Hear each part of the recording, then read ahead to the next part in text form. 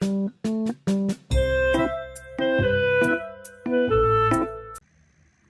name of our next book is called The King of Kindergarten, written by Derek Barnes, Vanessa Brantley Newton.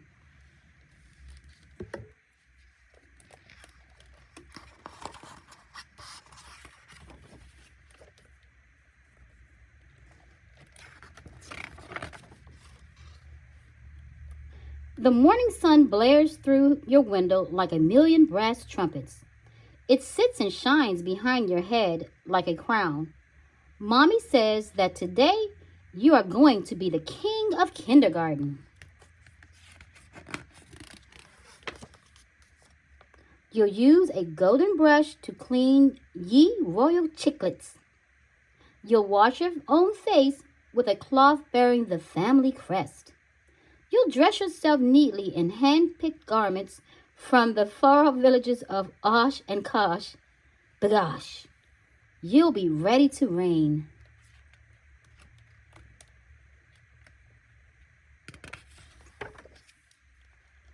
My baby is heading to school, Mommy will say during breakfast. But you're not a baby. Could a baby wolf down a tower of pancakes the way you can? I don't think so. You're growing so fast, Daddy will say, and he'll be right. I can't stay the same size forever, can I? You'll say. One day I'll be taller than you, Daddy, and you'll be my little man. Daddy will laugh, but you won't be joking. Then a big yellow carriage will deliver you to a grand fortress.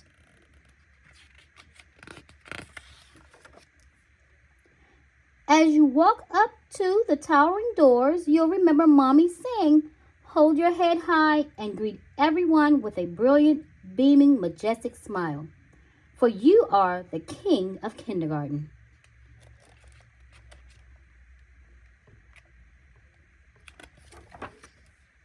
Your teacher will welcome you with a warm smile and a friendly good morning. She'll be delighted by how you recite your name with pride.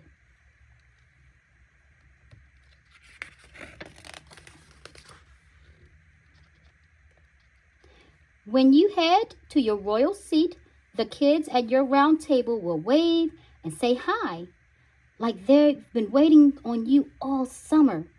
So you smile back, return the wave, and give them a cheerful, hi everybody.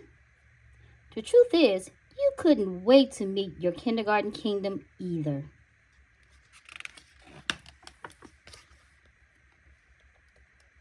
Your teacher will go over classroom rules and you'll all discuss important matters such as shapes, the alphabet, and the never-ending mystery of numbers.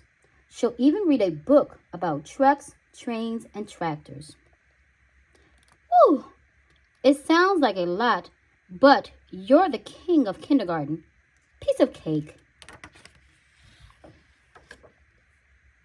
You will show your bravery at recess when you go up to one of your classmates and ask, Marie, do you want to play with me?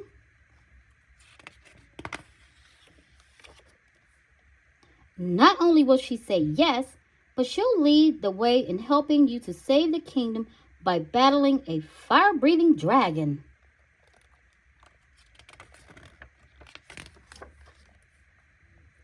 In the cafeteria, the boy sitting next to you will be missing dessert.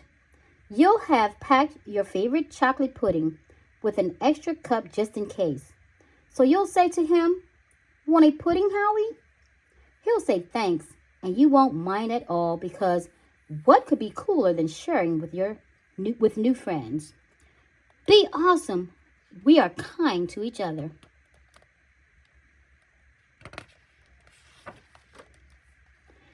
After a royal rest, you'll arise to sing and dance and bop to a rhythmic beat.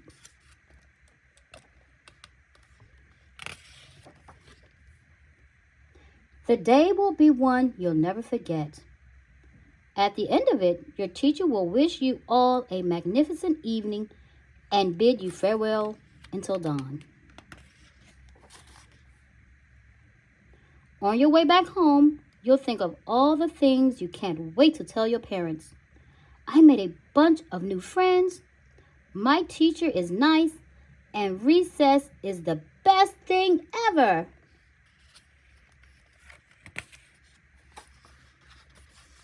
And tomorrow, it will begin again. Another day as the charming, the wonderful, and the kind king of kindergarten.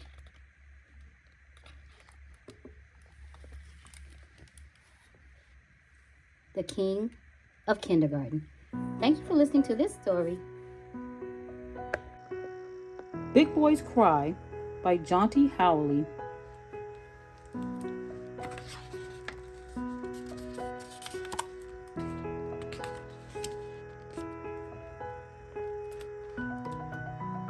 It was Levi's first day at a new school, and Levi was scared.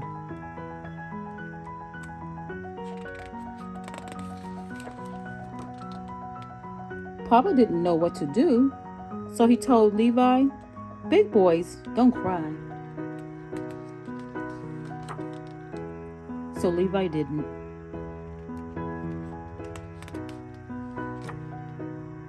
On his way, Levi saw a fisherman with tears in his eyes, setting off on a long trip. "Big boys don't cry," said Levi. Next, Levi saw a harpist, lost in his music and memories, and some passionate poets practicing their prose. "Big boys don't cry," whispered Levi. Levi saw grandparents, new parents, rich men, and not so rich men.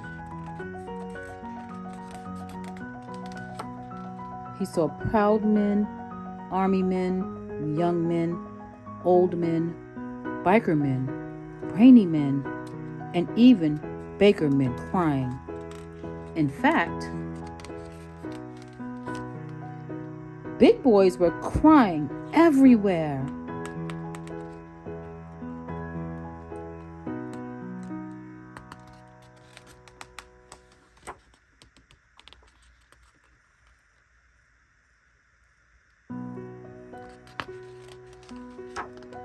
Soon enough, Levi arrived at school.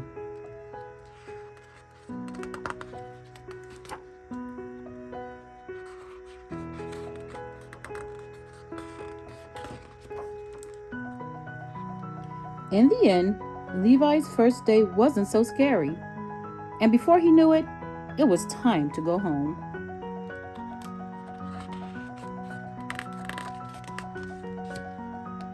On his way back, he thought about all he'd seen.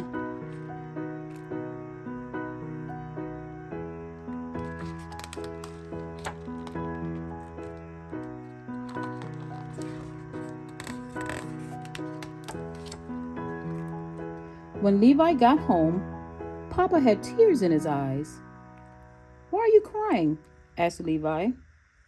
"It was your first day at a new school," said Papa, "and I was scared."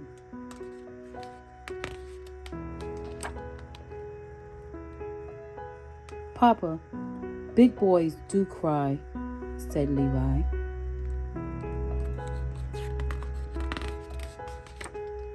"And that's okay," said Papa.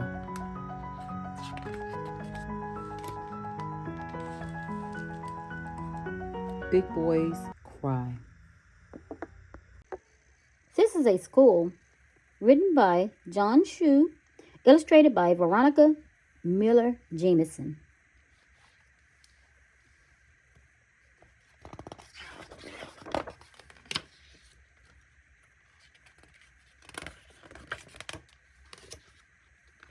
This is a kid.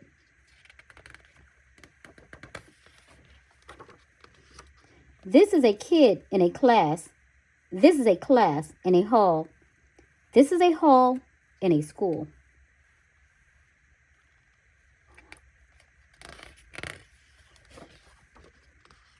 Welcome.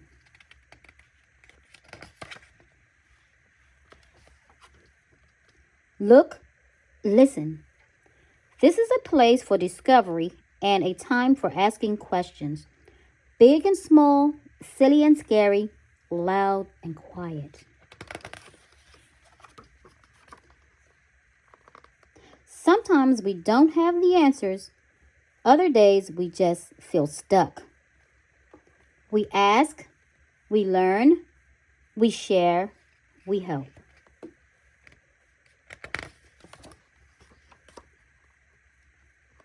This is a community growing.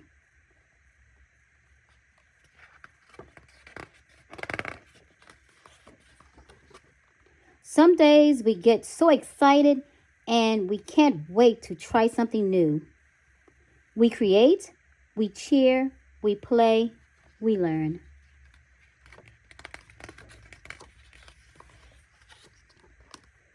This is a community celebrating.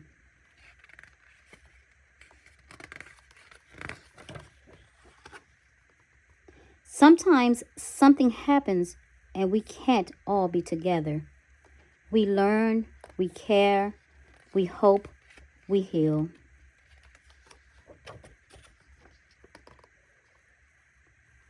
This is a community transforming.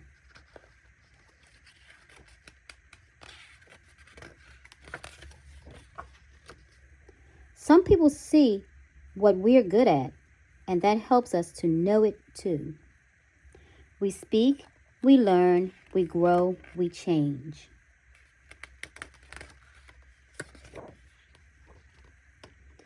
This is a community at work.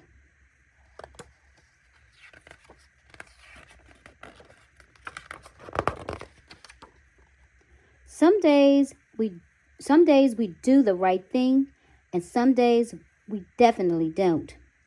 We fail, we try, we learn, we trust.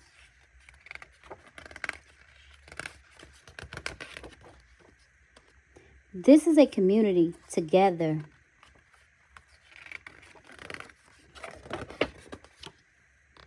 Look, listen. This is our class. This is our school. Librarians and coaches, helpers and staff, principals and teachers, kids and friends.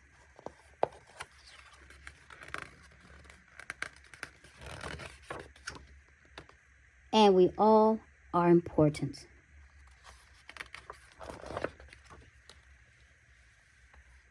This is a school. Back to School Backpack by Simon Rich, illustrated by Tom Toro.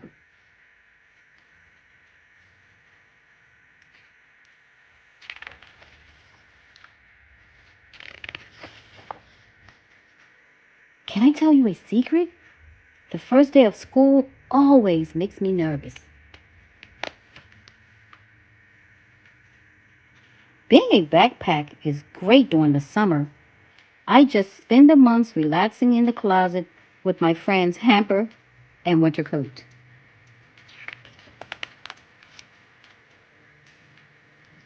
But every year, when summer ends, I hear those dreaded words, back to school, and the anxiety sets in.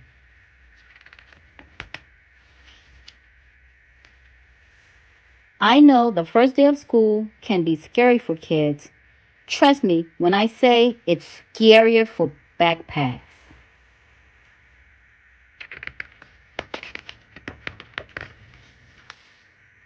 First, you open my mouth and shove a big bunch of big new books and binders down my throat.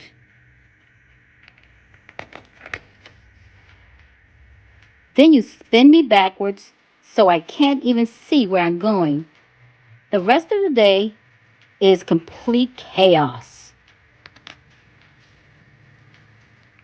Sometimes you smash my face against a wall.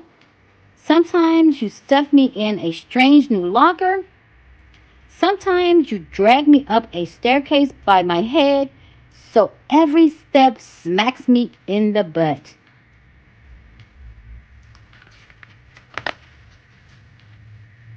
Side note, throughout all of this, I'm pretty much totally naked. The robot pen you gave me is the closest thing I have to underpants. The worst part is that everyone else seems to belong somewhere.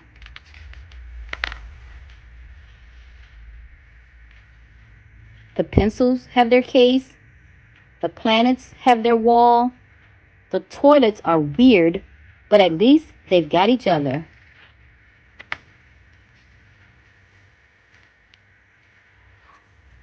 It feels like I don't fit in anywhere.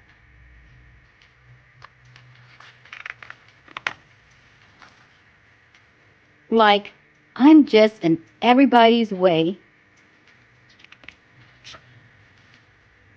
But here's the thing.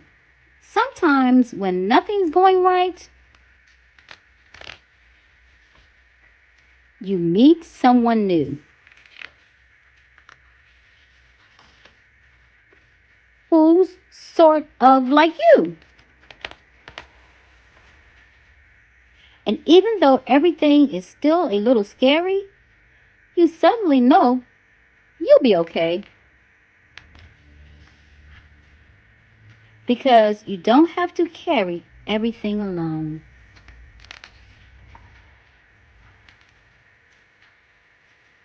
Back to school backpack.